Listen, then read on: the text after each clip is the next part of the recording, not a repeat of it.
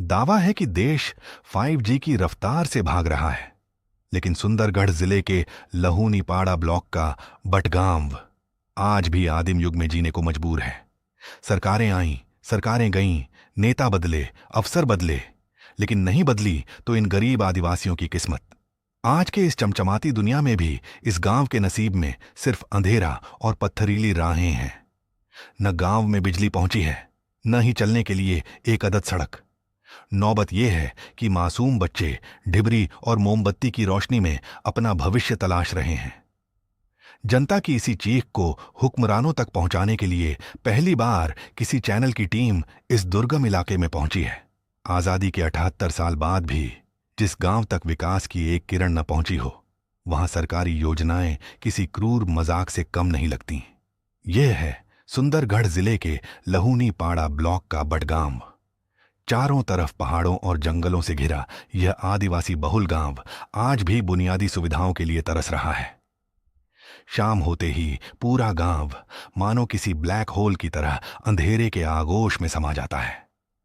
जब शहर वातानुकूलित कमरों में रोशनी से जगमगा रहे होते हैं, तब इस गांव के नौनिहाल ढिबरी की मध्यम रोशनी में अपनी आंखें फोड़ने को मजबूर हैं। नेताओं के चुनावी भाषणों में जो भारत चमक रहा है, वो अफसरों की फाइलों में तो जरूर जिंदा है, लेकिन बटगांव के इस कड़वे अंधेरे ने सरकार के दावों की बत्ती गुल कर दी है। नेताओं की वीआईपी गाड़ियों के चक्के शायद इस उबड़-खाबड़ रास्ते पर नहीं चल सकते, इसीलिए आज तक किसी जनप्रतिनिधि ने इस गांव का रुख नहीं किया। ग्रामीण रातें डर डर कर काटते हैं, क्योंकि अंधेरे का फायदा उठाकर जंगली हाथी और खूंखार जानवर कब हमला कर दें, मुसीबत सिर्फ बिजली तक सीमित नहीं है। इस गांव का भूगोल ही मानो सभ्य समाज से कट चुका है। गांव के लिए कोई सड़क नहीं है, सिर्फ पत्थरों, गड्ढों और झाड़ियों से भरा एक संकरा रास्ता है, जहां मोटरसाइकिल ले जाना भी जान जोखिम में डालने जैसा है। राशन के लिए अनाज का एक एक दाना लाने के लिए ग्रामीणों को कई किलोमीटर पैदल चलना पड़ता है। लेकिन सिस्टम की बेरहमी की सबसे दर्दनाक तस्वीर तब दिखती है जब कोई गर्भवती महिला या बुजुर्ग बीमार पड़ जाता है। एम्बुलेंस गांव तक नहीं आ सकती, इसीलिए मजबूरन ग्रामीण मरीज को खटिया पर लाद कर उफनते नालों और कटीली राहों से होते हुए मुख्य सड़क तक लाते हैं।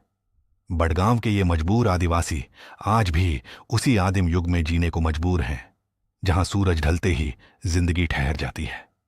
प्रशासन भले ही हर बार की तरह इस बार भी जांच का आश्वासन दे रहा है, लेकिन देखना यह है कि इस ग्राउंड रिपोर्ट के बाद एयर कंडीशनर कमरों में बैठे साहिबों और सत्ता के गलियारों में सो रहे हुक्मरानों की नींद आखिर कब टूटती है।